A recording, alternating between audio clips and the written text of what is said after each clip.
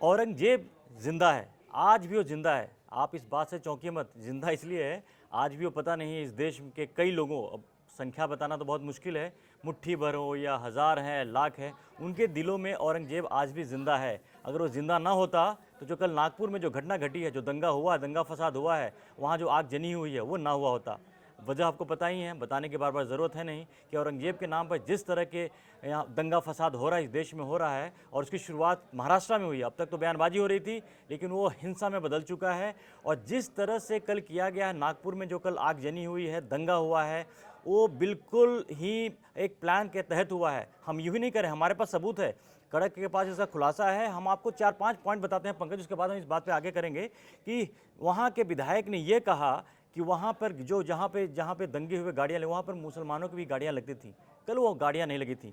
दूसरा खुलासा ये था कि वहाँ पर जो गाड़ियों में आग लगाई गई है, वहाँ पर देख कर आग लगाई गई थी कि जिस भी कार में वहाँ पर अगर फोटो, भगवान का फोटो लगा हुआ है, उसको टारगेट किया गया। तीसरा सबूत यह है कि वहाँ पर घरों को चुन करके किया गया। वहाँ पर किसी अगर कोई अफवाह की वजह से कोई अचानक कोई दंगा होता है, कोई फसाद होता है, तो वहाँ पर लोग आते हैं, भीड़ आती है, तो भीड़ को पता नहीं होता किसका घर क्या है, लेकिन वहाँ पर सिर्फ हिंदुओं के घर को टारगेट किया गया। मतलब जिस तरह से नारेबाजी हो रही थी, भड़काने की कोशिश हो रही थी, वो तमाम जो चीज़ें हैं, इससे तो पता चलता है कि एक स्फूर्त नहीं था। ये सिर्फ अफवाह की वजह से कल ये दंगा और फसाद नहीं हुआ है, ये बहुत पहले से इसकी प्लानिंग थी और उसको इस तरह से एग्जीक्यूट किया गया। और ये बहुत ही दुर्भाग्यपूर्ण है कि जिस तरह से आप एक औरंगजेब को लेकर के कंट्रोवर्सी चल रही थी, उसके कब्र को लेकर चल रही थी, और हालात अब इस तरह से बढ़ रहे हैं। अब इसका आगे क्या होगा, इसका क्या रिपरकशन आगे होने वाला है, ये देखने की बात होगी। पंकज, धर्मेंद्र, देखिए, इससे पहले कि हम इस पर चर्चा करें कि क्या हुआ, कैसे हुआ, किस तरह से प्री प्लान था, महत्वपूर्ण बात यह है कि गवर्नमेंट जब एक्शन में आती है और गवर्नमेंट जब ये पूरी तरीके से संभालती है कि सिचुएशन जो है उसको अंडर कंट्रोल करना है, तो मैं श्रेय देना चाहूंगा महाराष्ट्र गवर्नमेंट को, क्योंकि सीएम ने आज विधानसभा में कहा कि जो उपद्रवी हैं उनकी पहचान की जाएगी और बाकायदा रेवेन्यू की टीम वहां गई असेस करने के लिए कितना नुकसान पहुंचा है। और वो चेहरे छिपे नहीं हैं, वो भले ही नकाब पहने हुए थे, लेकिन वो आइडेंटिफाई किए जाएंगे। अभी तक अगर कुल मिलाकर देखा जाए तो जो आंकड़े हैं, 50 अरेस्ट हुए हैं, तो बख्शे नहीं जाएंगे। बिल्कुल। और अफवाहों पे ध्यान ना दें, सिचुएशन इज अंडर कंट्रोल, यानी तनावपूर्ण शांति है, लेकिन शांति है। सिचुएशन को कंट्रोल में किया, दंगे फैले ना, और वो मैं श्रेय देना चाहूंगा गवर्नमेंट को, यानी सिचुएशन को फटाफट एक्शन में लेते हुए अंडर कंट्रोल किया। और जब सीएम खुद विधानसभा में ये बात कहते हैं, तो ये देखिए, इसकी तारीफ करनी चाहिए, क्योंकि सिचुएशन जो है इतनी हाथ से निकल सकती है, लेकिन उसको फौरन उस पर एक्शन लेना। और चूंकि नुकसान कितना हुआ, 50 अरेस्ट हुए हैं, 33 पुलिसकर्मी घायल हुए, जिनमें कि 3 डीसीपी रैंक के हैं। सीएम ने एक से तो बात भी की है, लेकिन सबसे इंपॉर्टेंट यह है कि अब जो स्थिति है वो पूरी तरह से नियंत्रण में है। तनाव है, क्योंकि अब जब दो पक्ष एक दूसरे के आमने सामने आए और फिर जिस तरह की तोड़फोड़, आगजनी, पुलिसकर्मियों के ऊपर हमला, ये तो देखिए बड़ी ही मतलब बहुत ही ध्यान देने वाली बात है कि पुलिसकर्मियों को अगर आप निशाना बनाते हैं तो उससे बड़ा अपराध तो कोई हो ही नहीं सकता। जो शांति के लिए आ रहे हैं, जो लड़ाई झगड़ा रोकने आ रहे हैं, उन पे आप अटैक कर रहे हैं। यानी लॉ एंड ऑर्डर आपने अपने हाथ में लिया, लेकिन लॉ एंड ऑर्डर की रक्षा की जिम्मेदारी जिनकी है, उनको अगर आप निशाना बना रहे हो, उनको टारगेट कर रहे हो। और किस तरह से हमने देखा कि वो क्रेट्स जो होते हैं दूध में रखने दूध रखने वाले, उनमें बड़े बड़े पत्थर, ईंट के वो ढेले रखे हुए थे। तो आप समझ लीजिए कि ये ऐसे ही नहीं होता, छतों पे से पत्थर फेंके जाएं और पत्थर बाकायदा वो क्रेट्स में रखे जाएं, तो ये तो पूरी तरीके से प्री प्लान्ड है। यानी कैसे, और नागपुर, चूंकि नागपुर हम जानते हैं बहुत ही शांति प्रिय जगह है, ये महाराष्ट्र का एक बहुत इंपॉर्टेंट शहर है, हमने कभी भी इस तरह से वहां पर हिंसा नहीं देखी है जैसी इस बार देखने को मिली। तो यानी एक पर्टिकुलर शहर को इस तरह से वहां पर ये हिंसा करना, तो ये तो बहुत बड़ा, ये मैसेजिंग कहीं ऐसा तो एक मैसेजिंग थी, क्योंकि वो सबको पता है कि आरएसएस का वहाँ हेडक्वार्टर है। कुछ समय इसको पॉलिटिकल भी अगर एंगल से अगर हम सोच के देखें, तो अभी कुछ समय पहले चर्चा ये हो रही थी कि जो महाराष्ट्र में जो चुनाव हुए, वहाँ पर जो बीजेपी की बड़ी जीत हुई, उसमें आरएसएस का एक बहुत बड़ा हाथ था कि जिस तरह माइक्रो लेवल पर उन्होंने काम किया, वो सारी चीज़ें की। और अभी देखिए, मामला सिर्फ औरंगजेब का नहीं है, इस पूरे देश में अभी वक्फ बोर्ड को लेकर लड़ाइयाँ चल रही हैं। मैं तलवारें खींचूँ, इससे एक आपका यूपी में अलग ही माहौल वहाँ पर है। तो कहीं ऐसा तो नहीं कि एक पूरे ओवरऑल रिएक्शन है। और जब इस तरह की साजिश होती है, इस तरह का प्लान होता है, देखिए हर बार हम यही बात करते हैं, कुछ लोग ही किसी साजिश का, किसी का शिकार होते हैं, या इस प्री प्लान पे, कुछ किसी एक्शन पे वो काम करते हैं। तो कहीं ऐसा तो नहीं है कि जो आज कहने के देखिए कोई एंगल तो कहीं से हो सकता है।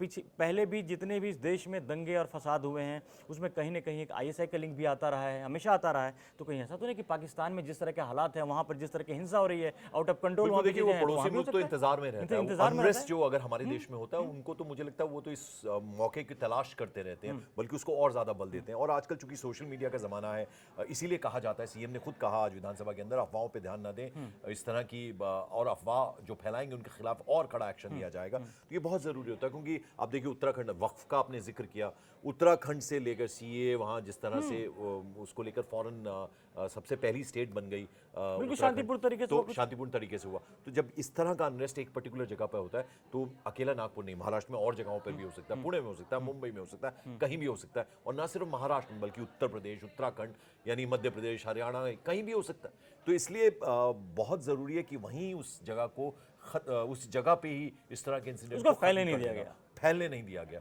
तो मुझे लगता है ये सरकार ने बहुत जल्दी एक्शन में सरकार आई, फॉरेन एक्शन में आई। एकनाथ शिंदे, चीफ मिनिस्टर देवेंद्र फडणवीस, ये फॉरेन एक्शन में आए और इन्होंने बाकायदा पुलिस को सख्त इंस्ट्रक्शंस दी हैं। रेवेन्यू टीम पहुंची असेस करने के लिए, जैसा हम बता रहे हैं, कितना नुकसान, कैसा नुकसान, क्या क्या तोड़फोड़ हुई और कैसे ये प्री प्लान थी पूरी की पूरी चीज़, उसको असेस करने के लिए टीम वहाँ पर पहुंची है। तो मुझे लगता है कि बहुत ज़रूरी होता है इस तरह की स्थिति पर फौरन नियंत्रण पाना, उसको उस पर फौरन कंट्रोल करना। ये बार बार हो रहा है। देखिए जिस तरह की चीज़ें, देखिए पहले सीएओ को लेकर किस तरह शाहीन बाग और तमाम चीज़ें की कि दिल्ली में दंगे हुए, इतने फसाद हुए। तो जब भी कोई मसला ऐसा आता है, मसला जो संविधान के तहत, अगर आज की तारीख में वक्फ बोर्ड कानून भी अगर बदलाव हो रहा है एक संविधान के तहत, तो उसमें चर्चा हुआ, जेपीसी बनी है, उसमें सबको मौका दिया गया है, उसमें सारी चीज़ें, और उसमें ऐसी चीज़ें रिफॉर्म किया जा रहा है, ये कोई ख़त्म नहीं किया जा रहा है। बार बार जो कल भी जो जंतर मंतर पे कल जो सारे नेता जुटे थे उसके खिलाफ में जुटे थे, तभी कल मुझे याद नहीं आ रहा किसी का स्टेटमेंट था उसमें से कि अब, हाँ, इमरान मसूद का था। इमरान मसूद कह रहे थे कल, वो कह रहे थे कि भैया अब ऐसे काम नहीं चलेगा, आपको सड़क पे आना पड़ेगा। तो इस तरह के भड़काऊ चीज़ें तो आ भी रही हैं।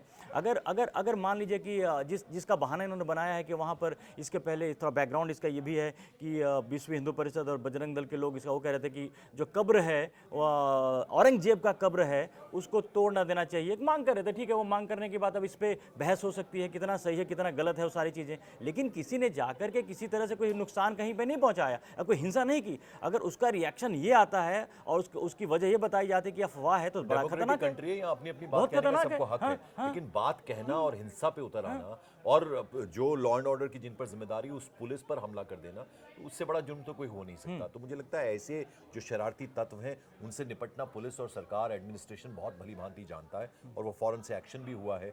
और मुझे लगता है कि अभी 50 लोग अरेस्ट हुए हैं, ये नंबर और भी बढ़ सकता है और ये आइडेंटिफाई इनके चेहरे किए जाएंगे, कौन है, इनकी बैकग्राउंड क्या है। और फिर जो आप बात कह रहे हैं कि पाकिस्तान से कनेक्शन, कहीं से भी कनेक्शन हो सकता है, अभी तो जिस तरह की चीजें चल रही है कि जिस तरह, लेकिन अफवाहों पे ध्यान नहीं देना है।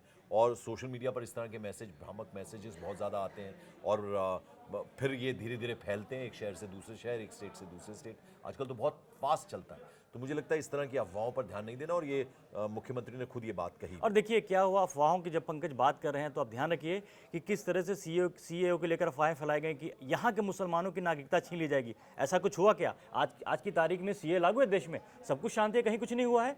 तो जो चीज़ें संविधान के तहत हो रही हैं, कानून के तहत हो रही हैं, उसको लेकर अफवाह कोई फैलाता है। कल अभी वक्फ बोर्ड का भी बिल आना है, तो अभी अफवाह फैलाने के तो बहुत सारे स्कोप हैं। तो ये लोगों को इस बात को लेकर सावधान होना चाहिए कि देखिए ऐसा है कि जब कभी भी आप आगे आते हो, हिंसा करते हो, बहकाने पर, अफवाह फैलाने पर, इस तरह के करते हो, तो नुकसान किसका होता है?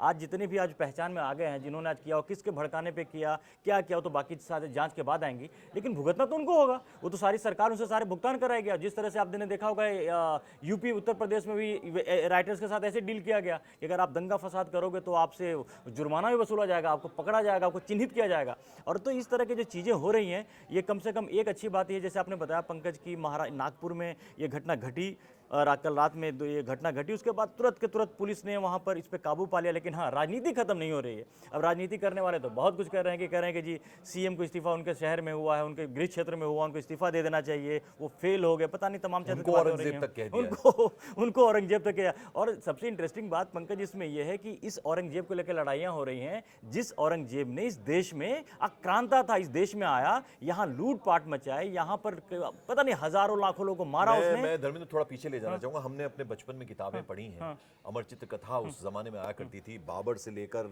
और औरंगजेब तक का उनमें जिक्र, मुगल शासक जितने हुए उनका जिक्र होता था और सबको अच्छा बताने की कोशिश की गई। यानी जो क्रिएशन है, बड़ी बड़ी इमारतें, शाहजहां ने, अकबर जो था वो महान था, हुमायूं कैसे एक हिंदू बहन से उसने राखी बंधवाई थी और उसकी रक्षा कैसे की थी, बाबर वो भी एक तरह से बिल्ड की उसने बहुत सारी चीज़ें, ये तमाम चीज़ें फैलाई गई थी। यानी ये उस ज़माने में जो ये पूरा लिटरेचर लिखा गया, ये जो किताबें लिखी गई, मुझे लगता है कहीं ना कहीं जिम्मेदारी उनकी भी बनती थी। एक तरफ दिखाई गई और बाकी लोगों को थोड़ा नज़रअंदाज किया। मुझे लगता है वो उस पर भी कहीं ना कहीं चर्चा की जा सकती है। लेकिन जैसा आपने जिक्र किया, मैं हमेशा ये कहता हूँ कि जम्मू कश्मीर का बहुत बड़ा एग्जाम्पल है। सिंस लास्ट 4 years अब जिस तरह स्टेबिलिटी वहाँ आई है, अब जिस शान के साथ, जिस खुलूस के साथ अब कश्मीर श्रीनगर जाते हैं, घूमते हैं, ट्रैवल करते हैं, बाज़ारों में जाते हैं, पत्थरबाजी की घटना वहाँ पर नहीं हुई है, कोई भी इतना ऐसा इंसिडेंट वहाँ नहीं हुआ है। तो हमें कम से कम ये अमन शांति हर कोई चाहता है, हर भारतीय चाहता है। एम्प्लॉयमेंट क्रिएट हो, अपॉर्चुनिटीज़ एम्प्लॉयमेंट की आए, बिजनेसेस फलें फूलें, इंडस्ट्रीज़ लगें और तरक्की करे देश। मुझे लगता है वो अगर सरकार कर रही है तो इस मंशा से कर रही है कि पूरे देश का हित हो, तो उसका साथ देना चाहिए। अब आपने ये कह दिया कि औरंगजेब है, देवेंद्र फडणवीस, इस तरह की बातें, यानी अगर ये लीडर्स इस तरह की जो जनता की नुमाइंदगी करते हैं, मुझे लगता है उनका बहुत बड़ा कर्तव्य और जिम्मेदारी बनती है कि वो जो युवा है, जो चूंकि आप नुमाइंदगी करते हैं, आपकी बात सुनता है अगर वो युवा, तो अच्छी चीज़ें सिखाएं, अच्छी बातें बताएं कि ताकि आपका स्टेट मजबूत हो, आपका देश मजबूत हो, पूरी दुनिया में भारत मिसाल बना हुआ है और बने और फले फूले। इस डायरेक्शन में आपके मैसेजिंग होनी चाहिए युवाओं को। अगर इसके उलट आप देते हैं कि हिंसा हो, इस तरफ बढ़ावा देते हैं, भड़काने की कोशिश करते हैं, तो मुझे लगता है उससे बड़ा जुर्म कोई नहीं हो सकता। तो ये जो उपद्रवी जिन्होंने उपद्रव किया, सिर्फ वो जिम्मेदार नहीं है, नेता अगर इस तरह की बातें भड़काऊ बातें करते हैं तो उनकी भी बहुत बड़ी जिम्मेदारी है। और आप मिसाल की बात कर रहे थे अभी, ये भी नहीं भूलना चाहिए कि पाकिस्तान सारे मुस्लिम हैं वहाँ पर।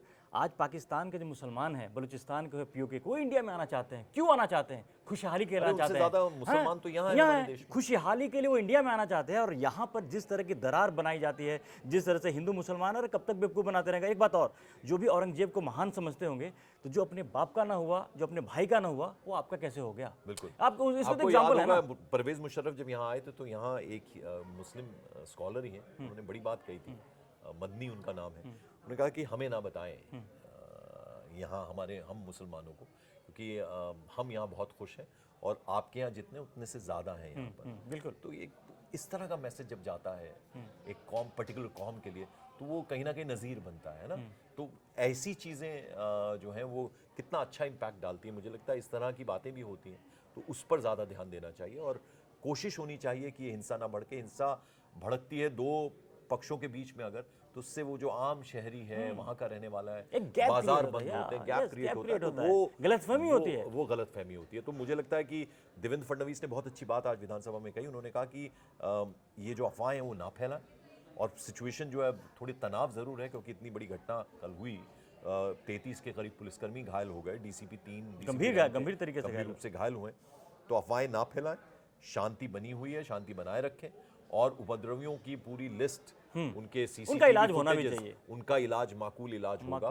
क्योंकि पूरे किस तरह से प्री प्लान तरीके से किया गया। हम बार बार ये कह रहे हैं, हमने वो क्रेट्स दिखाए, लगातार हम वो तस्वीरें जो हैं टेलीविजन चैनल पर भी दिख रही होंगी आपको, कि कैसे वो उनमें पत्थर भर भर कर रखे गए थे। पत्थर बरसाने या पत्थर फेंकने, ये इस इरादे से आए थे। तो उनके इरादे जो हैं वो आगे ना बढ़ें, वहीं ख़त्म हो जाए, उनका इलाज होना बहुत ज़्यादा। और ये भी जान लें, हम उन लोगों को भी ये संदेश देना चाहते हैं कि जिस तरह से ये बातें बताई जाती हैं या आपको गुमराह किया जाता है, कि आपको सीए को लेकर गुमराह किया गया, आपको वक्फ बोर्ड कानून को लेकर, उसको वक्फ बोर्ड को लेकर जो अफवाहें फैलाई जा रही हैं, तो ये सब पे आप ध्यान रखें। जो कुछ भी हो रहा है कानून के तहत हो रहा है, संविधान के तहत हो रहा है, और मुसलमानों के हित में हो रहा है। सबसे बड़ी बात है कि मुसलमानों के हित में हो रहा है। अगर वक्फ बोर्ड कानून भी अगर बदल रहा है, तो जो बदलाव हो रहे हैं उसमें सबसे ज़्यादा फायदा भी मुसलमानों का होना है। तो इस तरह की चीज़ें आप ना करें। हिंदू मुसलमान और बाकी चीज़ें, कम से कम अगर इसको करने से पहले आप सोच लें कि आपके पड़ोस में, हमारे पड़ोस में पाकिस्तान की क्या हाल है, तो उसको देख करके अगर देखेंगे तो आपको समझ में आ जाएगा कि हम कितने अच्छे देश में रहते हैं, खुशहाल होकर रहे, खुशहाली के साथ हम रह रहे हैं, और एक होकर रहिए, अमन चैन के साथ रहिए। इसी संदेश के साथ हम विदा लेते हैं। बहुत बहुत शुक्रिया। बहुत बहुत शुक्रिया।